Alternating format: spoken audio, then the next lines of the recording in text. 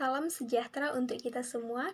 Perkenalkan, nama saya Natalisa Paramita Limbong dari jurusan Pendidikan Bahasa dan Sastra Indonesia, Fakultas Keguruan dan Ilmu Pendidikan Universitas Maritim Raja Ali Haji. Pada kesempatan kali ini, saya akan menjelaskan tentang landasan neurologis bahasa dan kaitannya dengan pemerolehan bahasa. Kita tahu bahwa otak merupakan bagian yang penting bagi manusia. Cher mengemukakan bahwa dalam sistem saraf manusia, otak merupakan yang pertama adalah pusat saraf, yang kedua adalah pengendalian pikiran, dan yang ketiga adalah mekanisme pemerolehan bahasa. Oleh sebab itu, pemerolehan bahasa manusia berkaitan erat dengan perkembangan otak. Jadi, selain bentuk fisik, yang membedakan kita dengan binatang adalah bentuk otak. Namun, bentuk otak ini tidak menjamin pemerolehan bahasa. Kerbau dan gajah itu memiliki otak yang besar, namun tidak dapat berbahasa. Kita sebagai manusia memiliki otak 1.500 gram yang kira-kira hampir sama dengan simpanse. Namun, kita manusia dapat berbahasa dengan normal, sedangkan simpanse tidak. Faktor yang juga penting dalam penguasaan bahasa adalah faktor neurologis. Faktor neurologis adalah kaitan antara otak manusia dengan bahasa. Jadi, landasan neurologis bahasa inilah nantinya yang akan menjawab bahwa manusia memiliki kemampuan berbahasa, sedangkan binatang tidak. Ada bagian istimewa otak yang terdapat di dahi kita ini. Namanya adalah prefrontal cortex atau PFC. Jadi ini hanya ada pada manusia, itulah membedakan kita dengan binatang. Jadi PFC ini khusus dirancang dan diciptakan Tuhan untuk kita manusia supaya dapat memilih dan memiliki etika. Jadi ini juga sebagai pusat pengendalian pikiran dan pusat pertimbangan yang nantinya akan membentuk kepribadian dan perilaku sosial kita manusia. Jadi, prefrontal cortex ini memiliki fungsi sebagai pemimpin, yang nantinya itu untuk kita berkonsentrasi, memilih mana yang benar dan yang salah, merencanakan masa depan, berpikir kritis, dan mengendalikan diri kita. Selanjutnya adalah bagian-bagian otak. Otak besar atau cerebrum merupakan bagian terbesar dari otak manusia yang memproses semua kegiatan intelektual seperti berpikir, penalaran, mengingat, merencanakan atau membayangkan masa depan. Otak besar ini dibagi menjadi dua belahan. Yang pertama adalah belahan kanan dan yang kedua adalah belahan kiri. Otak kanan ini berfungsi dalam pengembangan EQ. Misalnya komunikasi, sosialisasi, interaksi dengan orang lain, serta pengendalian emosi. Jadi dalam otak kanan ini terletak itu kemampuan intuitif, kemampuan merasakan, memadukan, dan juga ekspresi tubuh, misalnya seperti bernyanyi, menari, melukis, dan kegiatan kreatif lainnya. Sedangkan belahan otak kiri ini berfungsi dalam hal-hal yang berhubungan dengan logika, rasio, kemampuan membaca, menulis, serta yang berhubungan dengan matematika. Beberapa pakar menyebutkan bahwa belahan otak kiri ini merupakan pusat IQ. Lalu, jika ditanya bagian otak manakah yang lebih penting, kedua-duanya penting karena setiap bagian otak ini memiliki fungsinya masing-masing yang berguna untuk kehidupan manusia. Selanjutnya, apakah hubungan otak dengan bahasa? Banyak pendapat para ahli mengenai pengertian bahasa, namun pada kali ini saya akan menyimpulkan bahwa bahasa itu adalah suatu sistem lambang atau simbol yang sistematis yang digunakan oleh suatu komunitas bahasa dan dikuasai oleh semua orang dalam cara yang sama untuk berkomunikasi. Jadi kita sudah mengetahui bahwa otak itu memegang peran yang sangat penting dalam berbahasa. Wernicke dan Broca merupakan dua hal yang tidak bisa dilepaskan ketika kita berbicara tentang proses bahasa manusia. Wernicke adalah bagian otak yang bertanggung jawab terhadap pemahaman berbahasa dan berbicara. Wernicke ini adalah nama dari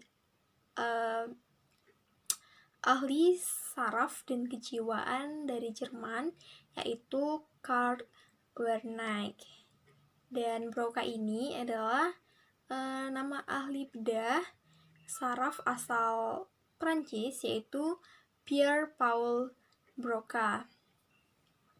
Lalu, apa peran Wernicke dan Broca dalam bahasa? Bagian ini bertugas untuk menginterpretasikan bunyi-bunyi bahasa dalam bentuk lisan. Jadi input yang berupa bahasa lisan ini ditanggapi di lobe temporal untuk diolah secara rinci. Selanjutnya dikirim ke bagian Wernicke untuk diinterpretasikan sebagai suku kata, frasa, klausa, atau kalimat untuk diberi makna dan dipahami isinya. Jadi bila input lisan tadi hanya informasi yang tidak ditanggapi, maka informasi inilah yang nanti akan disimpan dalam memori. Bila informasi ini perlu ditanggapi secara verbal, maka akan dikirim ke area Broca tadi. Jadi area Broca inilah nantinya yang akan bertugas untuk memutuskan seperti apa bunyi input verbal tadi melalui motor korteksnya. Ada beberapa ketidakmampuan manusia dalam berbahasa karena kerusakan organ otaknya. Ketidakmampuan berbahasa ini disebut dengan patologi bahasa. Ada 3 masalah utama. Yang pertama adalah diklesia, yang kedua adalah afasia, dan yang ketiga adalah bahasa tunarungu. Namun pada kesempatan kali ini saya akan lebih fokus kepada afasia. Afasia ini adalah gangguan fungsi bicara yang disebabkan oleh adanya kelainan pada otak. Umumnya penderita ini sulit atau sering keliru dalam memilih, merangkai, dan mengartikan kata-kata menjadi suatu kalimat yang benar. Selain itu dia juga dapat mempengaruhi keterampilan menulis. Nah, penyebabnya ini adalah cedera atau kerusakan di bagian pemrosesan bahasa pada otak. Umumnya ini menyerang pada orang dewasa yang terkena stroke. Nah, yang pertama ini adalah afasia Broca. Ini gangguan bahasa eksprensif, yang berarti sebagian besar mempengaruhi berbicara dan menulis atau sekaligus mengganggu dua cara untuk menghasilkan atau mengekspresikan bahasa. Penyebabnya ini bisa karena pukulan atau cedera otak atau tumor gitu. Nah, gejalanya ini biasanya dia tuh kesulitan membentuk kalimat lengkap, berbicara dengan ritme yang tidak teratur, atau sering berhenti saat berbicara, gangguan kemampuan untuk membaca kalimat yang terlalu panjang dengan suara keras, dan juga dia kesulitan untuk menulis. Yang kedua adalah afasia Wernicke. Ini terjadi secara normal akibat stroke. Meskipun segala jenis faktor lain yang menyebabkan kerusakan pada daerah-daerah tertentu di otak cenderung menyebabkan afasia, cedera otak traumatis, tumor otak, gangguan neurodegeneratif, dan infeksi virus. Gejala-gejalanya yang pertama itu adalah defisit yang parah dalam pemahaman mendengarkan dan membaca bahasa. Yang kedua itu ketidakmampuan untuk mengulang kata dan frasa dengan benar. Lalu kesulitan mengingat dan mengucapkan nama benda dan makhluk hidup. Yang keempat itu kurangnya kesadaran akan kesalahan linguistik. Yang ketiga adalah afasia anomik. Jadi ini gangguan bicaranya tampak pada ketidakmampuan penderita untuk mengaitkan konsep dan bunyi atau kata yang mewakilinya. Jadi kalau pasien ini diminta untuk mengambil benda yang bernama gelas ini, dia akan bisa melakukannya, dia bisa mengambil gelas ini, akan tetapi jika kita tunjukkan gelas ini kepadanya, dia tidak akan bisa mengatakan nama benda ini gitu, dia tidak bisa mengatakan bahwa ini gelas gitu. Yang terakhir adalah afasia global. Ini kerusakan terjadi tidak pada satu atau bagian daerah saja, melainkan menyebar di beberapa daerah lain. Dari segi fisik, penderita ini bisa lumpuh sebelah kanan, mulutnya bisa mencong, atau lidahnya tidak lagi fleksibel. Sedangkan dari segi verbal, penderita ini akan kesukaran memahami ujaran orang lain, dan ujarannya tidak mudah dipahami oleh orang lain, dan kata-kata yang diucapkannya pun tidak cukup jelas. Baiklah, sekian penjelasan saya mengenai landasan neurologis bahasa dan kaitannya dengan pemerolehan bahasa. Apabila ada kekurangan atau salah dalam pengucapan, saya mohon maaf.